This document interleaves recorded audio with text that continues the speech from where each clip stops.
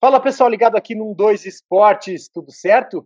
Hoje nesse bate-papo temos um ídolo do Atlético, Ricardo Pinto, ex-goleiro, que agora está tentando reativar a carreira como treinador de futebol, está fazendo um estágio lá no CT do Caju. Ricardo, primeiro, muito bom falar contigo, um grande prazer.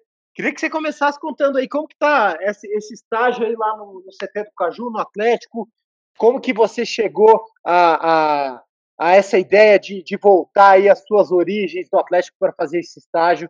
Conta aí pra gente, tudo bom?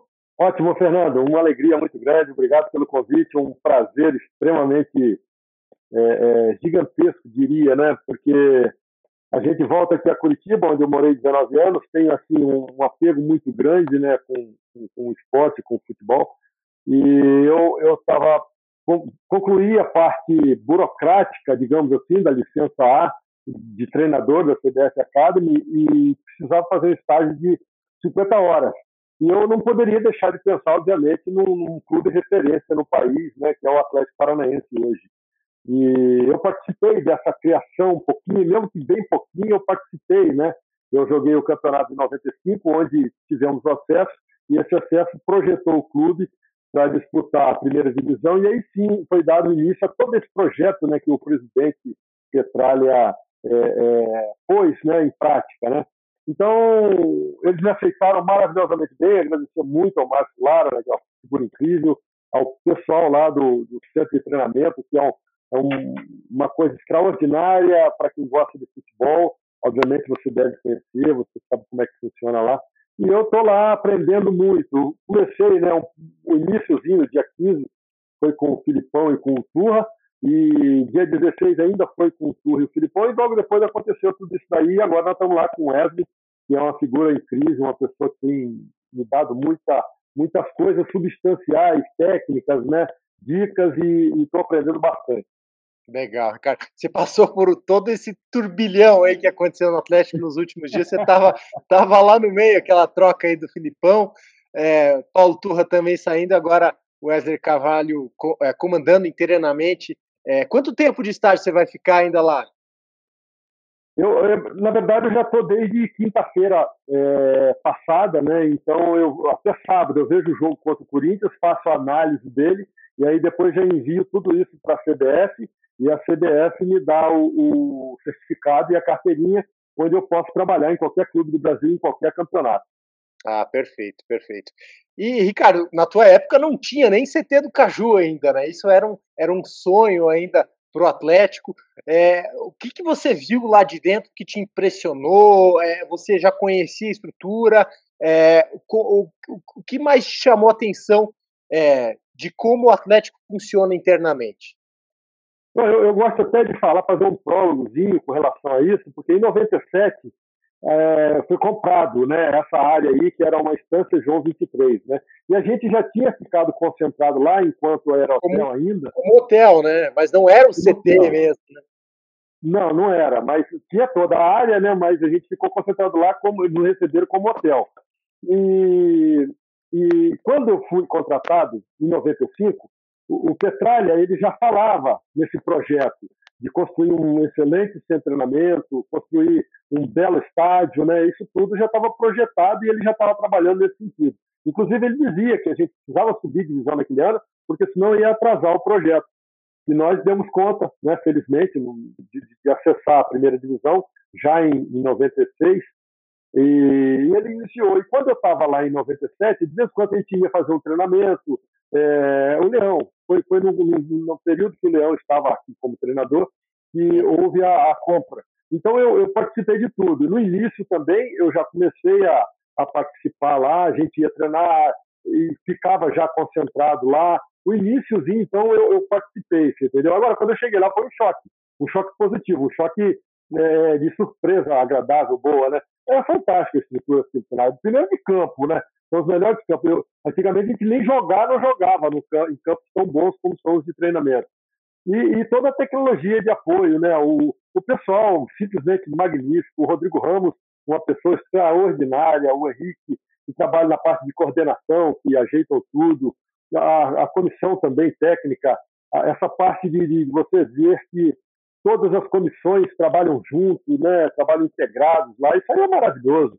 Fora o trabalho do Bolinha, fora o trabalho médico, o trabalho de nutrição, o trabalho de fisiologia, de fisioterapia. É um troço encantador, Fernando, para quem gosta de futebol. Que legal. E eu vi que você colocou aí nas suas redes sociais aí fotos, né, com o Fernandinho, com o Bento, né, hoje ídolos do Atlético, Fernandinho com uma história maior, o Bento começando agora, mas já cotado para sair do Brasil. Ele teve proposta do Benfica, a gente não sabe se o Atlético vai aceitar ou não, mas queria que você comentasse um pouco, primeiro do Bento, tua posição, né? O que você pode falar dele? O que você viu dele ali em treinamento que te chamou atenção também? A gente sabe que é um grande goleiro. Como que você avalia esse crescimento dele no Atlético? E também, claro, a capacidade do Atlético de formar goleiros como tem formado, né? Bom, o primeiro nome que vem na minha cabeça é o Felipe, que é o treinador dele, né? O cara que dá o trabalho para ele, que cobra dele, que o incentiva, que dá toda a estrutura para ele estar crescendo como ele está crescendo. E vejo também, assim, no Bento em particular, uma simpatia, uma humildade gigantesca. Inclusive ontem, eu acompanhando, óbvio, diariamente, né, fazendo o estágio, anotando as minhas coisas e prestando atenção também. Né? Um olho estava no time completo e outro olho estava num treinamento específico lá de goleiro, quando eles não estavam juntos. Né? E eu via que era um trabalho realmente diferenciado do Felipe, uma coisa assim nova, bacana, que dá resultado. E quando ele terminou o treinamento, eu estava lá no meu lugar, que eu estava invadindo o espaço deles, um intruso ali, e aí ele de longe assim me viu, veio falar comigo. Isso aí é uma coisa que, esse reconhecimento, né, de falar, que bacana, você está aí e tal, beleza? Sinta-se à vontade, eu já estava me sentindo muito à vontade, isso me deixou muito mais à vontade, né? Então eu vejo nele, além de todas as técnicas, todas as coisas boas, né, todas as boas prerrogativas que ele tem como goleiro, também tem como pessoa, um caráter maravilhoso. E ele, infelizmente, a gente sabe que ele vai ficar pouco tempo aí, porque é goleiro para jogar na Europa, com toda certeza. E o Bento tem uma coisa que ele está nas categorias de base do Atlético, né, desde criança, é torcedor do Atlético. Você se tornou um ídolo, mas de um jeito diferente, né? Você veio do Fluminense para cá, construiu a sua idolatria, vamos dizer assim, né? O Bento também, claro, mas ele é formado aqui no Atlético. Você consegue observar essa paixão dele pelo clube, estando ali, essa conexão diferente que ele tem de outros jogadores, por exemplo? Eu percebi também que ele é um cara que é muito feliz ali. É um cara que está muito grato, muito satisfeito. Mas também ele quer muito mais, entendeu? Ele quer crescer mais, ele tem potencial, ele sabe disso. E a pessoa dele, o caráter dele, faz com que ele busque isso, né? Então eu percebo que ele realmente tem uma raiz muito, muito fincada no Atlético Paranaense. Mas também ele tem um agradecimento, ele tem um reconhecimento de que foi o clube que projetou, né? Que deu toda essa oportunidade a ele. Então ele está dando o melhor dele. E o melhor dele está sendo muito suficiente, né, por enquanto. E, obviamente, que ele vai continuar melhorando, continuar crescendo. A gente até conversou um pouquinho rapidamente sobre penalidade máxima. Né? No começo, ele até achou que estava tendo dificuldade, que ele não conseguia pegar um pênalti e tal. Ficou 5, 6 pênaltis sem conseguir pegar. Aí, depois que ele começou a pegar, ele já pegou um monte. Né? Então, ele já está satisfeito com isso também. Mas ele vai crescer muito ainda, porque ele tem muito a dar. Né? É um goleiro completo. É inevitável a saída dele, né? Infelizmente para o torcedor do Atlético, mas é um jogador que vai ter nível aí de seleção brasileira, logo, logo vai nos representar aí.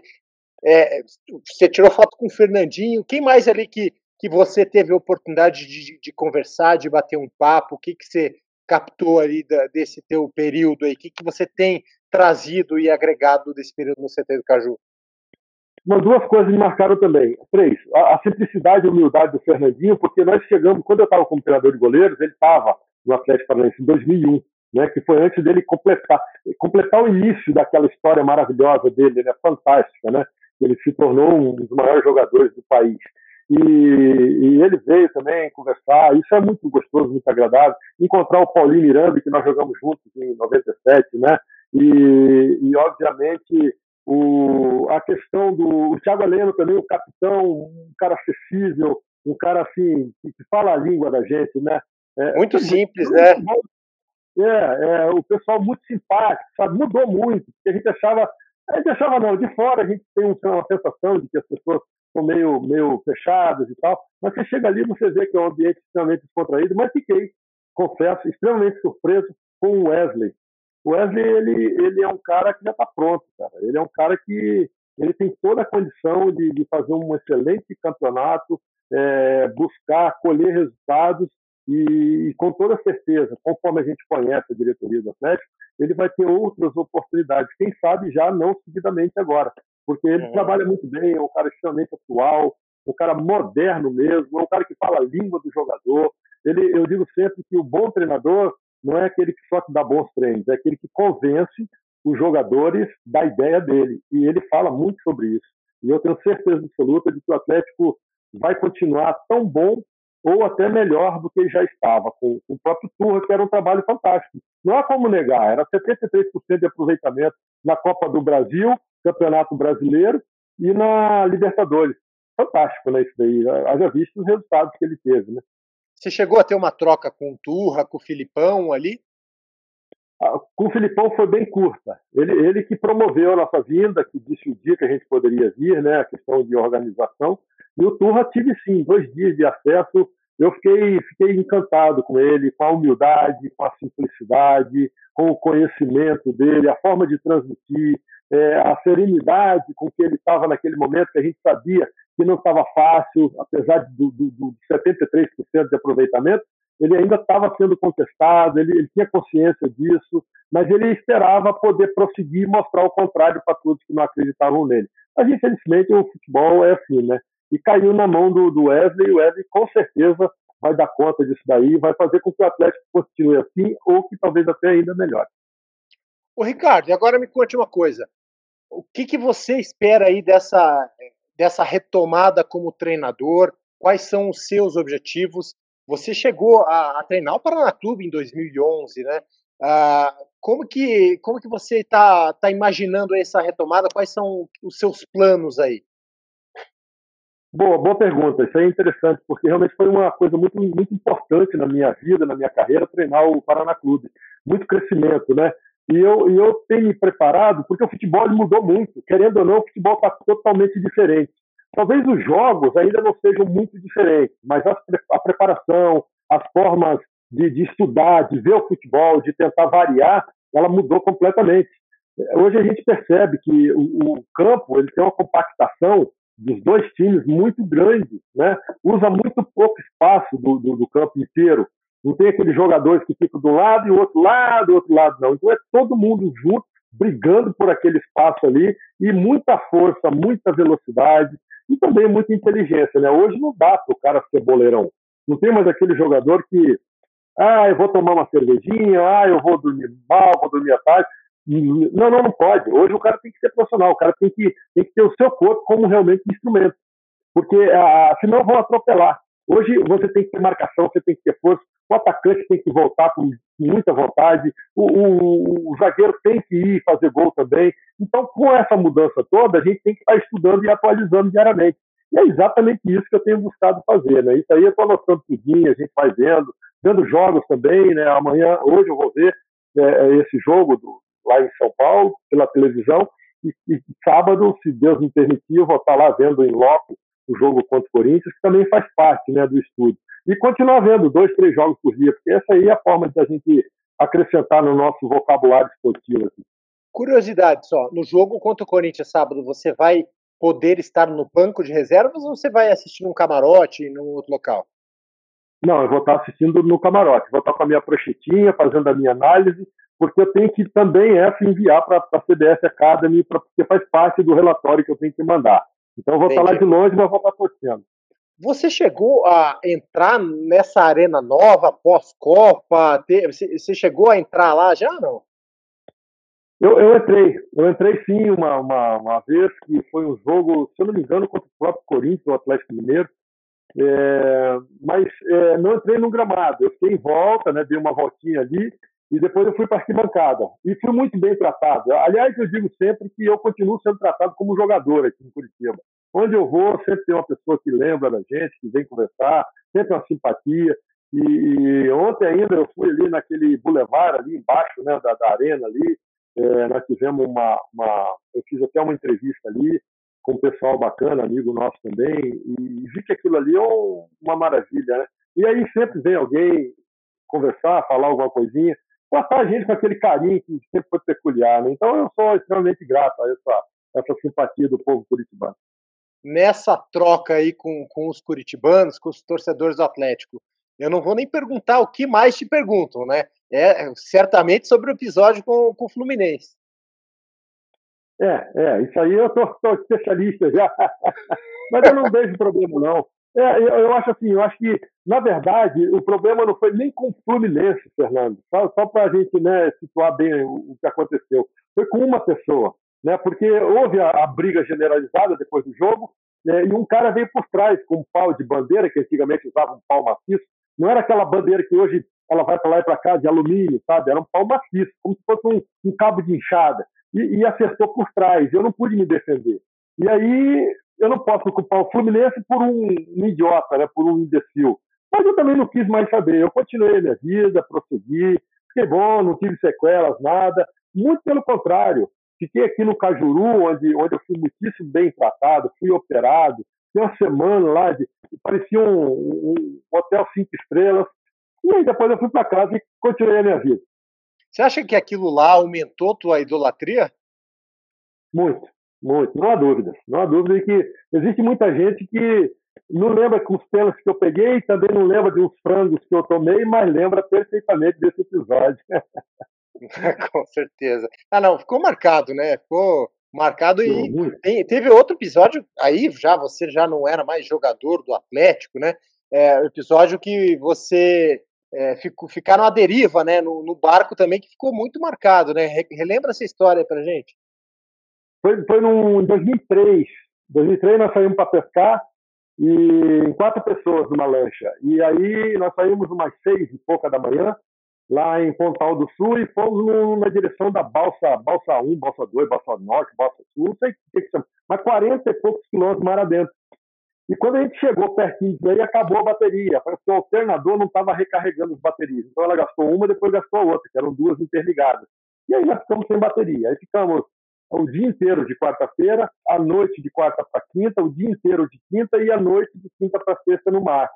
Passava navios gigantescos, estava tudo escuro, e a gente se virou lá. E quando chegou na sexta-feira, por volta das 10 horas da manhã, encostou uma lancha do nosso lado, pegou uma bateria, botou, nós passamos para outra lancha, a lancha que a gente estava pegou, aí fomos nós dois, e depois veio aparecendo um monte de lancha que estava procurando a gente. Isso aí foi muito emocionante. E foi bacana que eu tive ontem com um cara que estava trabalhando como jornalista, o Rogério Tavares. Ontem eu estava falando com ele, era o cara que estava lá esperando, né? Então foi o contato que eu tive assim. Quando eu vejo o rosto dele, eu lembro também desse episódio. E o Tavares é uma figura incrível que me acompanha já há muito tempo, que marcou. Com certeza, nosso companheiro de profissão aí, colega de profissão, mas história de vida para você não falta, né, Ricardo? Tem de sobra aí contar relacionado ao Atlético, relacionado à vida pessoal, não falta. Mas eu tinha te perguntado antes sobre as tuas intenções como técnico. Você já tem alguma coisa em vista para começar? Que tipo de oportunidade você busca? E o que você vê, assim, como que vai ser o treinador Ricardo Pinto em comparação ao que você, né, quando você parou, quase 10 anos atrás, né? Não, eu tenho estudado, eu atualizei muito. O pessoal de hoje, eles estão muito apegados à tecnologia, diferente da nossa época, era muito menos, né? Era muito mais emoção, muito mais estudo em livros, essas coisas. Hoje tem muita tecnologia para ajudar, tem muita coisa da fisiologia também, a parte física. Hoje, antigamente era muito mais dar força ao jogador de futebol. Hoje é muito mais recuperar o jogador de futebol. Então, quem faz isso melhor hoje, ele leva uma vantagem nos jogos, né? Haja vista que o calendário, eu não digo que o calendário é puxado, eu digo que existe muita chance de você aparecer, né? Agora, você tem que recuperar e trabalhar a dosagem certa para você poder superar os seus adversários, né? Então, eu como treinador, vou procurar seguir essa linha, óbvio. Eu já trabalho nisso, já trabalhei, já tenho 2 acessos no interior de São Paulo, que não é fácil, é difícil, sabe? E trabalhei no Paraná Clube, trabalhei no Votoporanguense, trabalhei no J. Malucelli, trabalhei em Santa Catarina, então eu conheço um pouquinho, né? E joguei também em vários estados do Brasil. A minha ideia como treinador é modernidade, é fazer time rápido, forte, veloz, né? Obviamente, mas com muita mobilidade, né? Para poder tentar acompanhar essa mudança que eu acho que foi a maior no futebol, de quando eu jogava para agora que eu sou treinador. Você está com 58? Exatamente. 58.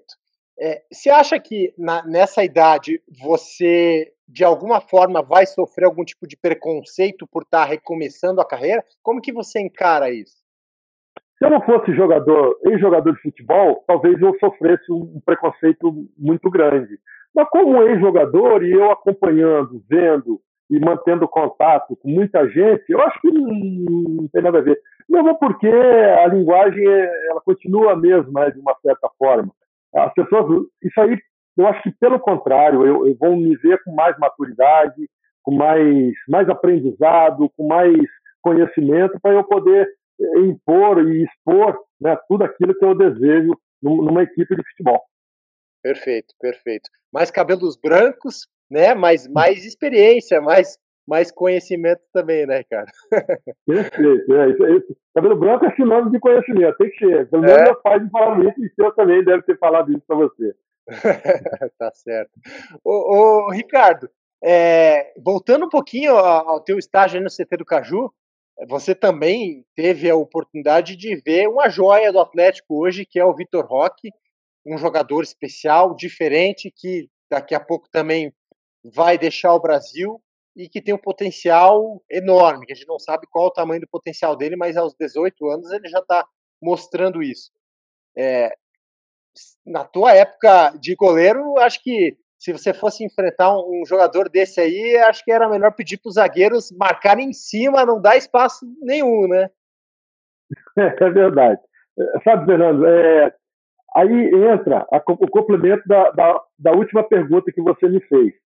Eu tenho, assim, um pressentimento, eu vejo ele e ele tem algo diferente, sabe? É um menino extremamente simpático, é alegre, ele é uma pessoa bem espontânea, bem fácil de lidar, brinca com todo mundo, adora jogar futebol. Ele mostra como característica, e também de outros que eu percebia, do Ronaldinho, do Gaúcho, do Fenômeno, ele mostra que ele está ali dentro do campo de futebol, brincando, se divertindo, entendeu? Então eu acho que essa descontração faz ele ser diferente, faz ele buscar e conseguir outros tipos de jogada, outras situações, e isso daí é muito agradável para quem vê. Ele não está ali obrigado, ele não treina assim, pô, eu tenho que fazer isso aqui. Não, ele treina satisfeito, ele procura dar o melhor, ele dá o máximo, ele cai, levanta rápido, já volta, marca. É um cara muito forte. Se você olhar ele fisicamente, você vê que ele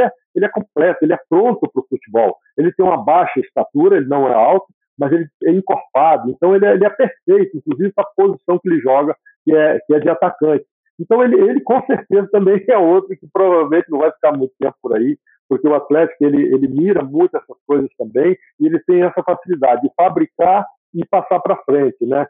Então tem que aproveitar enquanto ele está aí, usufruir do máximo que ele vai dar nesses campeonatos agora, porque daqui a pouco ele já vai estar servindo outros campeonatos, outros times por aí. A explosão física, a força que ele tem é algo impressionante, né? Fantástico, fantástico. Ele sai assim 3, 4 metros atrás do marcador e chega 3, 4 metros na frente.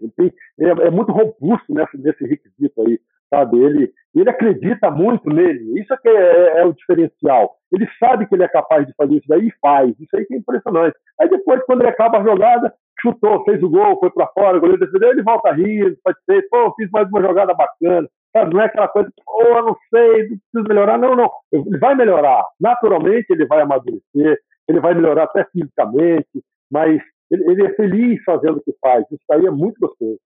Legal. Ricardo, em outras vezes que eu já conversei com você, você me disse, né, que teu sonho seria, de alguma forma, voltar ao Atlético, treinar o Atlético.